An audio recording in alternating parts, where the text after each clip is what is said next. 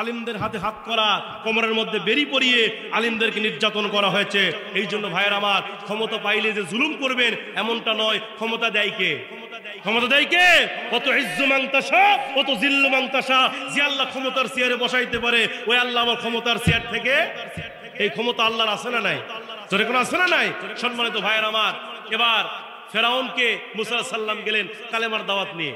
মুসা আলাইহিস সালাতু ওয়াস সালাম কালেমার দাওয়াত দেওয়ার জন্য আল্লাহ বলছে যাও তাকে কালেমার দাওয়াত দাও। মুসা ডাক দিয়ে বলছে আল্লাহ দাওয়াত তো দেবো ঠিক আছে, কিন্তু আমার জিহুবা তোতলা। জিহুবা কি? তোতলা মানুষের রাগ কম না বেশি? এ কথা কন না কে? দেখবেন আপনাদের এলাকার মধ্যে যায় তোতলা, ওর মেজাজ কিন্তু এমনিতে গরম হয়। মানে ওর তো কোতে কোতে কোতে কোতে ওর হাতের কাম হয়ে গেছে, হাতের কাম হয়ে গেছে। এ কথা কন না কে? তোতলা মানুষের রাগ কম না বেশি? তো মুসা ডাকতে বলছে আল্লাহ আমার তো জিহুবা তোতলা, কালেমা পড়তে মেলা সময় লাগে, আগে আমার জিহুবা ঠিক করে দেন। সুবহানাল্লাহ কোন। আল্লাহ বলছে মুসা যা, আমি তোর কণ্ঠকে ভালো বানায় দিলাম। শুধু তাই নয়, তোর ভাই হারুনকে আমি আল্লাহ সুবহানাহু ওয়া তাআলা এই মুহূর্তে নবুয়ত দিয়ে দিলাম। মুসা আলাইহিস সালাম খুশি হয়ে গেলেন, ভাই নবী আমার কণ্ঠ ভালো হয়ে গেছে, অন্তরের মধ্যে প্রশস্ততা এসে গেছে। কারণ দায়ীদের অন্তরে প্রশস্ততার দরকার আছে না নাই? মুসলমান ভাইয়েরা গভীর মনোযোগ দিয়ে শুনবেন। এবার সাইয়্যিদিনা হযরতে মুসা আলাইহিস সালাম দেখেন আল্লাহ পাক কেমনে মুসা নবীকে বাঁচায়। এবার হযরতে মুসা আলাইহিস সালাতু ওয়াস সালাম তিনি এবার কালেমার দাওয়াত নিয়ে চলে গেলেন ফেরাউনের রাজ দরবারে। ফেরাউন তিনি রাজ সিংহাসনে বসে আছেন। পয়গম্বর হযরতে মুসা আলাইহিস সালাতু ওয়াস সালাম তিনি এবার ফেরাউনের রাজ দরবারে ঢুকে পড়লেন। ফেরাউনের রাজ দরবারে যখন মুসা ঢুকে পড়লেন, তখন পরে হযরতে মুসা তিনি দেখতে পারলেন ফেরাউন তিনি রাজ সিংহাসনে বসে আছে। এবার হযরতে মুসা আলাইহিস সালাম তিনি এবার ফেরাউনকে লক্ষ্য করে বললেন, ও ফেরাউন তুমি এই মুহূর্তে পড়ে নাও লা ইলাহা ইল্লাল্লাহ, মুসা কালিমুল্লাহ, এক আল্লাহকে রব বলে স্বীকার করে নাও, আর আমি মুসাকে নবী বলে স্বীকার করে নাও। যদি আল্লাহর প্রতি ঈমান আনতে পারো আর আমি মুসার প্রতি ঈমান আনতে পারো, ও ফেরাউন তোমার মরতে দেরি হবে কিন্তু জান্নাতে যাইতে দেরি হবে না। তুমি এই কালেমা গ্রহণ করে নাও, ঈমানটা গ্রহণ করে নাও। আল্লাহর পয়গম্বর হযরতে মুসা আলাইহিস সালাম যখন এই কালেমার দাওয়াত দেওয়া শুরু করলেন, এই কালেমার দাওয়াত ফেরাউনের কর্ণগহ্বরে পৌঁছে গেল। ফেরাউন কালেমার দাওয়াতটা পেয়ে গেল। এই দাওয়াতটা পাওয়ার পরে ফেরাউন তখন মুসাকে ডাকতে বলছে, মুসা তোর কালেমার দাওয়াত বন্ধ করে দে, আমি তো তোর রব, আমি তো তোর খোদা। ফাকালা আনা রাব্বুকুমুল আলা, তুই আমার রব বলে স্বীকার করে নে, তুই আমার প্রভু বলে স্বীকার করে নে। এই কথা যখন ফেরাউন বলল, আল্লাহর পয়গম্বর হযরতে মুসা আলাইহিস সালাতু ওয়াস সালাম ডাকতে বলছেন, ফেরাউন রে তুমি কখনো আমার খোদা হতে পারো না, তুমি আমার রব হতে পারো না। আমার রব হলেন একমাত্র কে? জোরে বলেন। আমার রব তো তিনি যিনি হুয়াল হাইয়ুল কাইয়্যুম, যিনি চিরস্থায়ী চিরঞ্জীব, তিনি তোমার একমাত্র প্রভু, তিনি তোমার একমাত্র রব, তিনি ছাড়া আমার কোনো রব নাই। এই কথা যখন মুসা বলল, ফেরাউন তখন রাগান্বিত হয়ে গেল। মুসলমান ভাইরা সংক্ষিপ্ত আকারে বলতে যেহেতু আমার সময় কম, এবার হযরতে মুসা আলাইহিস সালাতু ওয়াস সালাম তিনি যখন ফেরাউনকে খোদা হিসেবে গ্রহণ করলো না, ফেরাউন তখন রাগান্বিত হয়ে গেল। রাগান্বিত হবার পরে হযরতে মুসা আলাইহিস সালাতু ওয়াস সালামকে এবার ফেরাউন তিনি ধমকি দিলেন। ফেরাউন তিনি কি বললেন, হে মুসা তুমি যদি আমার খোদা হিসেবে না মানো, আমি তোমার হত্যা করে ফেলবো। নাউজুবিল্লাহ বলেন। আমি তোমাকে দুনিয়া থেকে কতল করে ফেলবো। এই কথা যখন ফেরাউন মুসা নবীকে বলল, আল্লাহর পয়গম্বর হযরতে মুসা ডাকতে বলছেন, ও ফেরাউন তুমি যতই আমারে মারার কথা বলো না কেন, আমাকে বাঁচাবেন একমাত্র কে? জোরে বলে। মুমিন বান্দাদের বাঁচায় কে? নবীদের সাহায্য করে কে? আল্লাহ পাক যেমন বদর যুদ্ধে সাহায্য করেছে, আল্লাহু আকবার বলেন। আল্লাহ পাক যেমন উহুদে সাহায্য করেছে, বদরে সাহায্য করেছে, তাবুকে সাহায্য করেছেন। শুধু তাই নয়, আল্লাহর পয়গম্বর ইউনূস আলাইহিস সালাতু ওয়াস সালাম ওই মাছের পেটে ছিল, ইউনূস নবীকে বাঁচাইছে কে? ইউনূস নবী এক নয় দুই নয়, প্রায় 40 দিন পর্যন্ত মাছের পেটে ছিল। যে ইউনূস আলাইহিস সালাতু ওয়াস সালাম যখন তিনি নৌকা থেকে পড়ে যায়, একটা মাছ তাকে গিলে ফেললো, ওই মাছটাকে আরেকটা মাছ গিলে ফেললো। ইউনূস আলাইহিস সালাতু ওয়াস সালাম ওই মাছের পেটে গিয়ে সাহায্য চাইছে কার কাছে? জোরে বলেন। ইউনূস নবী যে দোয়াটা করেছে, ওই দোয়া আমাদের জানা আছে না নাই? ইউনূস নবী মাছের পেটে গিয়ে দোয়া করলেন, লা ইলাহা ইল্লা আনতা সুবহানাকা ইন্নী কুনতু মিনাজ জালিমিন। আল্লাহু আকবার বলে। ইউনুস নবী যখন বিপদে পড়ছে মাছের পেটে, সাহায্য চাইছে কার কাছে? ইউনুস নবী যখন সাহায্য চাইলো, আল্লাহ রাব্বুল আলামিন ওই মাছের পেটে ইউনুস আলাইহিস সালাতু ওয়াস সালামকে হেফাজত করেছে, একটা পশমও তার জ্বালাইতে পারে না। জোরে কোন আল্লাহু আকবার। সেই মূসা আলাইহিস সালাম বলছে, ও ফেরাউন, তুমি যতই আমারে মারার চেষ্টা করো না কেন, আমাকে বাঁচাবে কে? জোরে কোন বাঁচাবে কে? এবার হযরতে মূসা আলাইহিস সালাম তিনি এবার এই ইস্তিকামাত থেকে তিনি যখন এই কথা বললেন, ফেরাউন তখন আরো রাগান্বিত হয়ে গেল। রাগান্বিত হওয়ার পরে এবার ফেরাউন তিনি সৈন্যবাহিনী তৈরি করলেন, হাজার হাজার সৈন্যবাহিনী তৈরি করে হযরতে মূসা নবীকে মারার জন্য এবার ফেরাউন বাহিনী ধাওয়া করলেন। আল্লাহর পয়গম্বর মূসা নবী তার উম্মতদেরকে নিয়ে দৌড় মারা শুরু করলো। জোরে কোন আল্লাহু আকবার। মূসা আলাইহিস সালাম দৌড় মারলেন। দৌড়াইতে দৌড়াইতে হযরতে মূসা আলাইহিস সালাম এমন একটা জায়গায় গিয়ে থেমে গেলেন, এমন একটা জায়গায় গিয়ে ব্রেক হয়ে গেলেন, যেই জায়গায় ছিল লোহিত সাগর। যারা কোন সাগর? যারা বলেন কোন সাগর? লোহিত সাগর। মূসা নবীর সামনে পয়গম্বর মূসা উম্মতদেরকে নিয়ে থেমে গেলেন। ডান দিকে তাকায় দেখে ফেরাউন বাহিনী আক্রমণ করে আসতেছে, বাম দিকে তাকায় দেখে ফেরাউন বাহিনী আসতেছে, পিছন দিকে তাকায় দেখে ফেরাউন আসতেছে। আর সামনে কি? সামনে কি? মহাসমুদ্র, নদী না, মহাসমুদ্র, সাগর, লোহিত সাগর। মূসা আলাইহিস সালামের সামনে লোহিত সাগর। এবার মূসা আলাইহিস সালাম উম্মতেরা বলছে, পয়গম্বর মূসা, পয়গম্বর মূসা, তাফসীর ইবনে কাসিরের বর্ণনা, পয়গম্বর মূসা, আজকে তো আমরা ধরা পড়েই গেলাম। আজকে আমরা কোন দিকে পালাবো? ডান দিকে গেলে ফেরাউন বাহিনী ধরে ফেলবে, বাম দিকে গেলে ফেরাউন বাহিনী ধরে ফেলবে, পিছন দিকে গেলে ফেরাউন ধরে ফেলবে, আর সামনে লোহিত সাগর। আজকে আমরা কোথায় পালাবো? আজকে বুঝে আমরা ধরা পড়েই গেলাম, তাই না? আজকে বুঝে আমরা ধরা পড়েই গেলাম। সঙ্গে সঙ্গে মূসা আলাইহিস সালাম বলছে, তোমরা টেনশন করো না, আমাদের সাথে কি আছে? কি আছে আমাদের সাথে? আল্লাহ আছে। দেখেন নবীরা, দেখেন নবীদের ঈমানটা কেমন দামি হয়, দেখেন নবীদের ঈমানটা কত তাজা হয়। দেখেন এত বড় বিপদের মধ্যে, মুসিবতের মধ্যে 3 দিন আক্রমণ করেছে, সামনে লোহিত সাগর, তারপরে বলতেছে আমাদের সাথে কি আছে? এই সূরা ফিলের তাফসীরে আপনারা দেখেন, যখন সেই ইয়েমেনের খ্রিস্টান শাসক আব্রাহা তিনি মনে মনে চিন্তা করলো, কিতাবের মধ্যে আসছে, তাফসীর ইবনে কাসিরের মধ্যে, তাফসীরে মারিফুল কোরআন, তাফসীরে জালালাইন, এই তাফসীরগুলো খুলে দেখবেন, এখানে লেখা হয়েছে যে ইয়েমেনের খ্রিস্টান বাচ্চা এই আব্রাহা তিনি কাবা ঘরের বিকল্প রূপে সানআ নামক জায়গায় একটা গির্জা তৈরি করেছিলেন। কি তৈরি করেছিলেন? এখন বলবেন হুজুর গির্জা কেন তৈরি করলো? এর কারণটা ছিল এই আব্রাহার বাচ্চা সে সিদ্ধান্ত নিয়েছিল, মানুষ তো প্রত্যেক বছর ওই কাবা ঘরে যায় হজ করতে। কোথায় যায়? তো এখন কোথায় যায়? আমরা যখন হজের মৌসুমে আমরা কোথায় গিয়ে হজ করি? কাবা ঘরে। এবার আব্রাহার বাচ্চা মনে মনে চিন্তা করলো, সবাই তো প্রত্যেক বছর কাবা ঘরে এসে হজ করে, উমরা করে, তো আমি এই কাবার বিকল্প রূপে একটা গির্জা তৈরি করবো, যাতে করে গোটা পৃথিবীর মানুষ তারা যেন ওই কাবা ঘরে না গিয়ে তারা যেন আমার এই গির্জায় আসে। কোথায় আসে? এখন কোথায় আসে? এই জন্য তিনি মনে করলেন আমি গির্জা, এটা একটা উপাসনালয় তৈরি করব। তিনি এই গির্জা তৈরি করে কমপ্লিট করলেন। হজের মৌসুম এসে গেল, কিন্তু ওই আব্রাহার বাদশার যে গির্জা তৈরি করছে তার গির্জায় কেউ গেল না, সবাই গেছে কাবা ঘরে। আল্লাহু আকবার বলেন। কারণ কাবা ঘরের প্রতি মানুষের আকর্ষণ কম না বেশি? যখন কম না বেশি? যে কাবা ঘর কে বানিয়েছেন? কে বানিয়েছেন? আল্লাহ পাক কোরআনে বলতেন, সূরা আলে ইমরান 96 নম্বর আয়াত, এই পৃথিবীতে যখন কোনো ঘর ছিল না, ইন্না আউওয়ালা বাইতি বুদিয়া লিন-নাস লাল্লাযী বিবাক্কাতা মুবারাকাও ওয়া হুদাল লিল। আল্লাহ বলছেন ইন্না, নিশ্চয়, আউওয়ালা, সর্বপ্রথম, বুদিয়া লিন-নাস, মানুষের কল্যাণের জন্য যে ঘরটি নির্মাণ করা হয়েছে সেটি হলো বাক্কা। সুবহানাল্লাহ কোন? বর্তমানে যার নাম হলো মক্কা। আল্লাহু আকবার বলেন। এই ঘরটা বানানোর জন্য নির্দেশ দিয়েছেন স্বয়ং আল্লাহ নিজে। আল্লাহু আকবার। আল্লাহ পাক নিজেই এই বাইতুল্লাহ নির্মাণের নির্দেশ দিয়েছেন। আমরা যখন দুনিয়াতে একটা ঘর বানাই, এই বাড়ি বানাতে গেলে ইঞ্জিনিয়ার লাগে কিনা? এজরকম লাগে কিনা?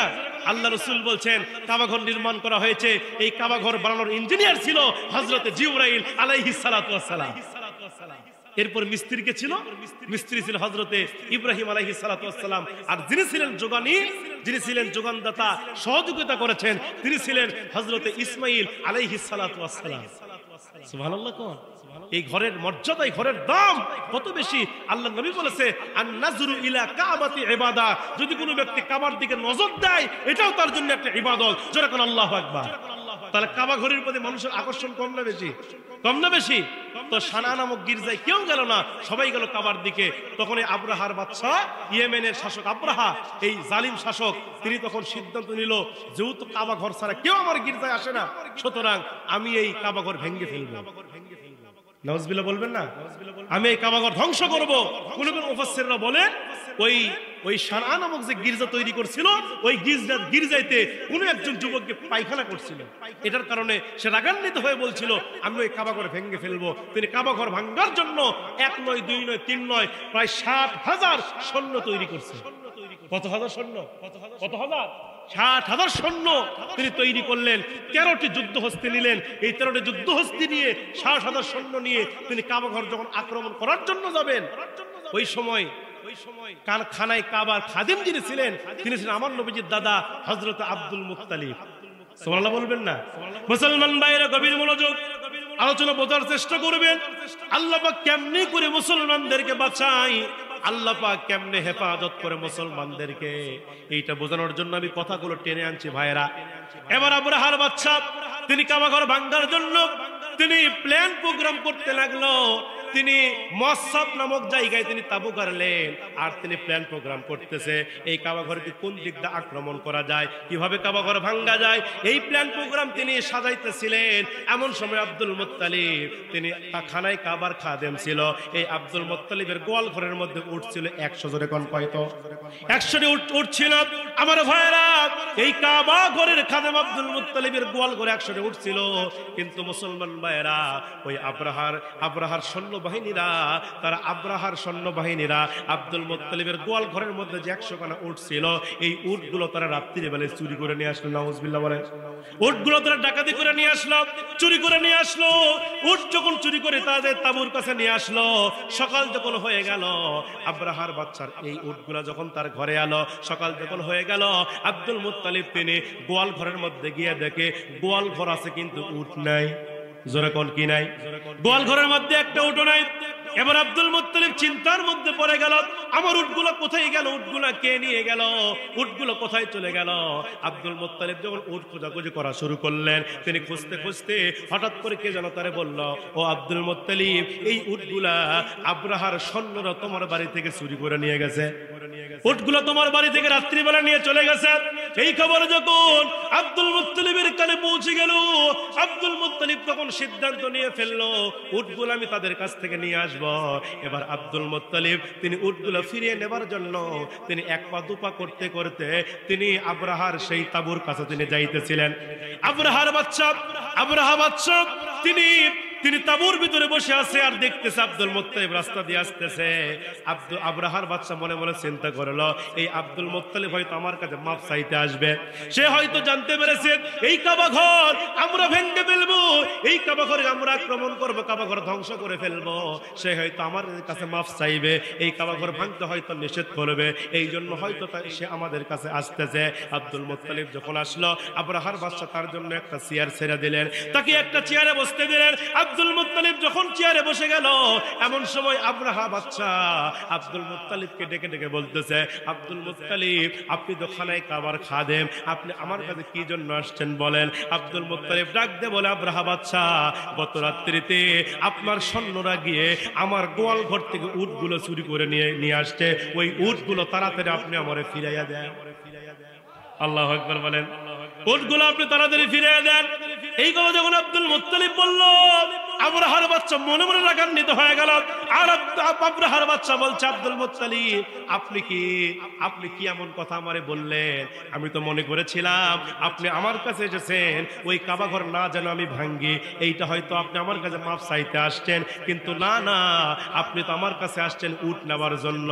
আপনি কি ভুলে গেছেন ওই কাবা ঘর আমি ভেঙে ফেলবো, আমি ওই কাবা ঘর ভেঙে ফেলবো, আপনি উটের চিন্তা করেন।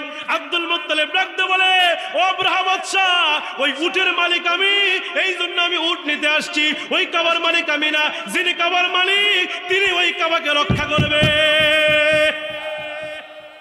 কাবার চিন্তা আমার নাই, উটের চিন্তা আমার, কারণ উটের মালিক আমি আর কাবার মালিক আমি না। যিনি কাবার মালিক তিনি আপনার সাথে বোঝাপড়া করবে।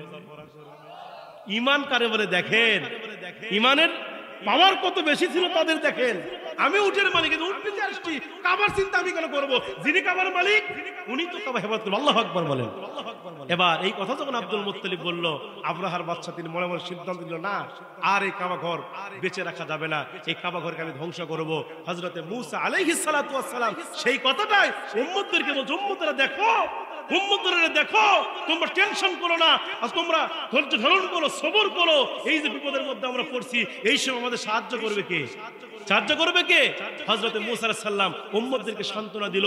সান্ত্বনা দেওয়ার পরে নবী মূসা আলাইহিস সালাম তিনি আল্লাহর কাছে দোয়া করছে, আল্লাহ আজকে আমরা বিপদের মধ্যে পড়ে গেছি, আল্লাহ তিন দিক দিয়ে ফেরাউন বাহিনী আক্রমণ করেছে, আর সামনে আমাদের লোহিত সাগর, আল্লাহ আজকে আমরা কোথায় পালাবো? আল্লাহ আপনি আসমান থেকে সাহায্য নাজিল করেন। আল্লাহ পাক তখন মূসা নবীকে ডাক দেন, বলতে মূসা তোর হাতের মধ্যে ওইটা কি দেখা যায়? মূসা বলতেছে আমার হাতের মধ্যে আছে আসা। আসা মানে কি? আর আস্তে কোন আসা মানে কি? মূসা বলছে আল্লাহ হাতের মধ্যে লাঠি। তাফসীর ইবনে কাসিরের বর্ণনা, আল্লাহ পাক রব্বুল আলামিন মূসাকে পাল্টা প্রশ্ন করলেন, ও মূসা তোমার হাতে যে লাঠি আছে এই লাঠি দিয়ে তুমি কি করো? লাঠি দিয়ে কি করো? মূসা ডাকদা বলছে আল্লাহ এই লাঠি দিয়ে আমি মূসা দুইটা কাজ করি। সুবহানাল্লাহ কোন? কয়টা কাজ করি? আল্লাহ বললেন কি দুইটা কাজ তুমি করো? মূসা জানতে চায়। মূসা ডাকদা বলছে আল্লাহ এক নাম্বার এই লাঠি দিয়া আমি মূসা প্রত্যেকদিন বকরির পাতা পারি। কিসের পাতা? এজরে কোন কিসের পাতা? এত বড় একজন নবী হয়ে কিসের পাতা পারে? তার মানে আপনি কি বুঝতেছেন? মূসা যে বকরির পাতা পারে, তার মানে মূসার বাড়িতে বকরি ছিল কিনা? আচ্ছা আপনাদের এই গ্রামের ভিতরে বকরির পাতা কে পারে কোন তো? যার বাড়িতে বকরি আছে, নাকি অন্য কেউ পারে? গরুর ঘাস কে কাটে? যার বাড়িতে গরু আছে, ঠিক কিনা বলেন? তাহলে মূসা নবী বকরির পাতা কেন পারতেন? কারণ মূসার বকরি ছিল, মূসা এই জমিনে বকরি চড়িয়েছে। জোরে কোন সুবহানাল্লাহ।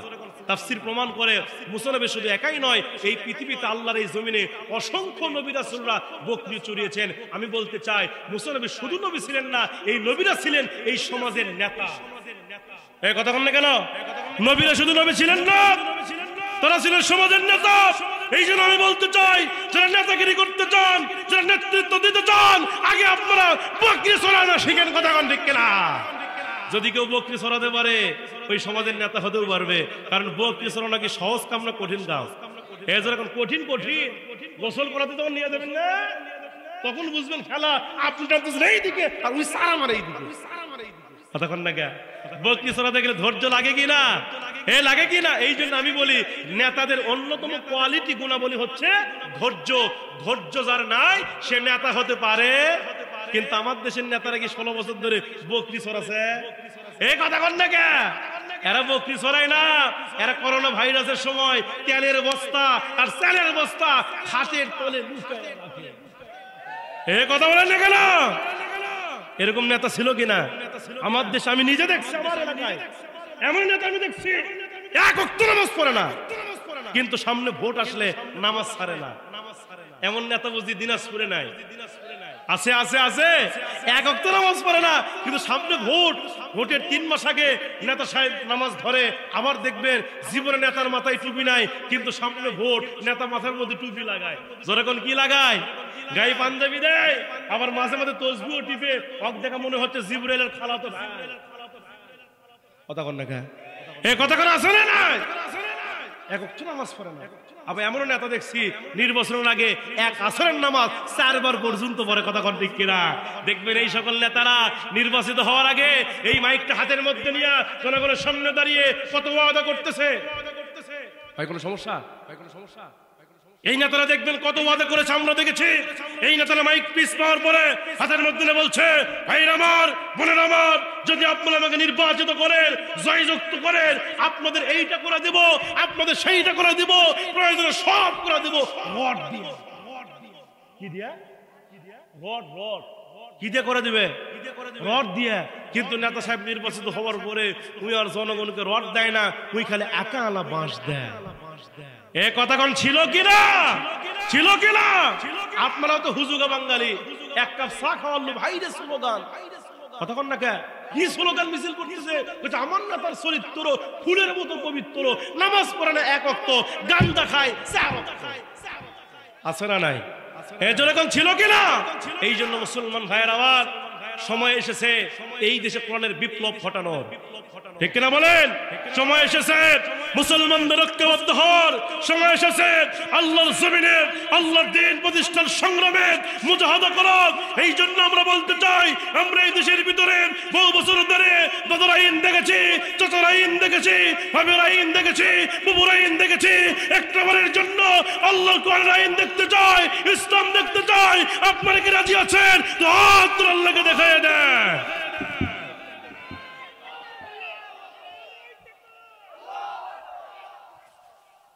সম্মানিত ভাইয়ের আমার, যদি কোরআনের আইন যদি আমার দেশে প্রতিষ্ঠা হয়, এই দেশে শান্তি আসবে কিনা? চলে কোন আসবে কিনা? চোর যদি চুরি করে হাত কেটে দাও, ঠিক কিনা বলেন? যদি একজন চোরের হাত যদি প্রকাশ্যে দিবালোকে, যদি হাজার হাজার মিডিয়ার সামনে একজন চোরের হাত যদি প্রকাশ্যে কেটে দেওয়া হয়, আমার তো মনে হয় বাংলার জমিনে দ্বিতীয় চোর খুঁজে পাওয়া যাবে না। কতক্ষণ ঠিক কিনা? যদি একজন জেনাকারকে যদি এই সিনা পর্যন্ত মাটিতে গেড়ে পাথর মেরে হত্যা করা হয় প্রকাশ্য দিবালোকে, আমার তো মনে হয় একজন জেনাকারকে হত্যা করলে আমার বাংলাদেশে যুবকদের সুশ্রী পর্যন্ত বন্ধ হয়ে যাবে।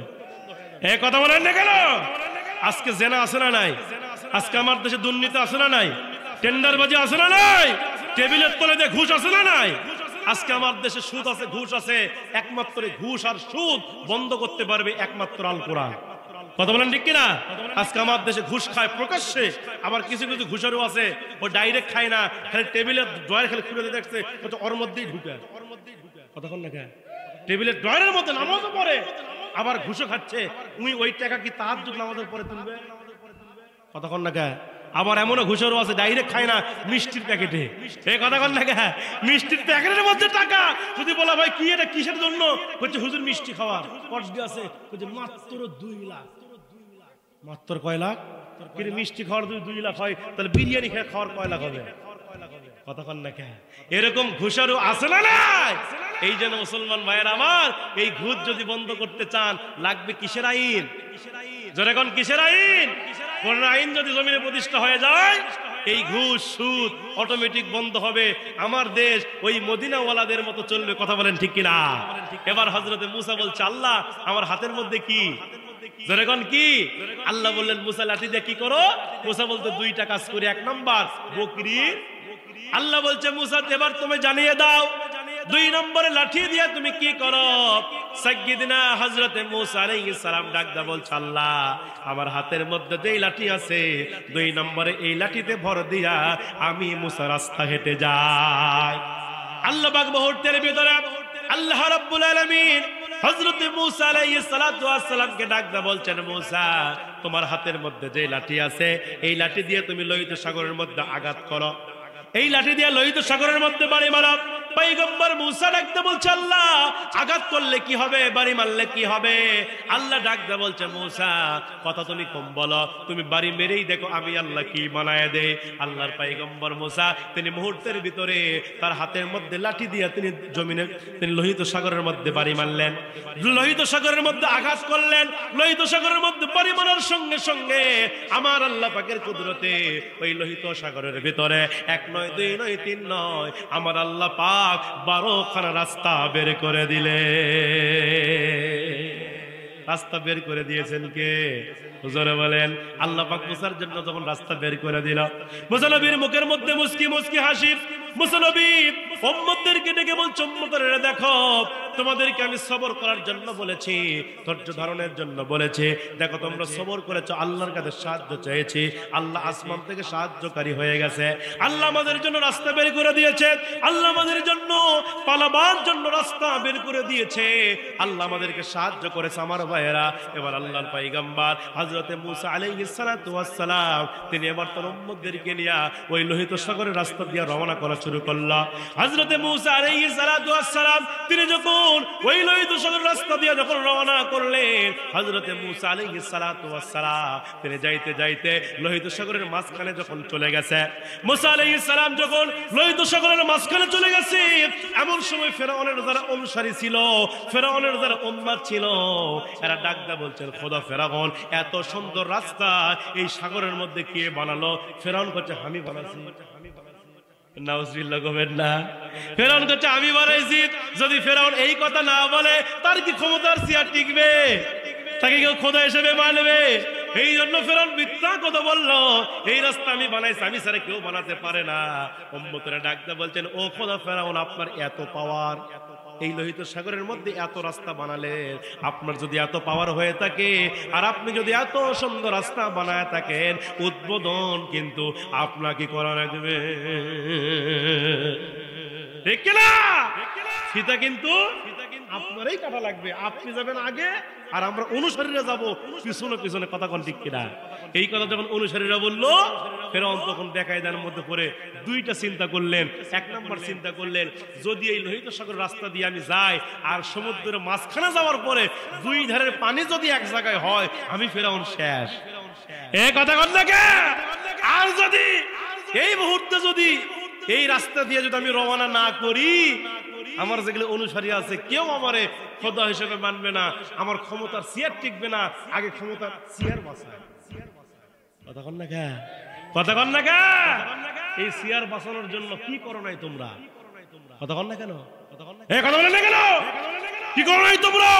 ক্ষমতার চেয়ার টিকে রাখার জন্য আমার দেশের নিরীহ ছাত্রদের বুকে গুলি চালিয়ে ছাত্রদেরকে হত্যা করেছে, ঠিক কিনা যদি বলেন?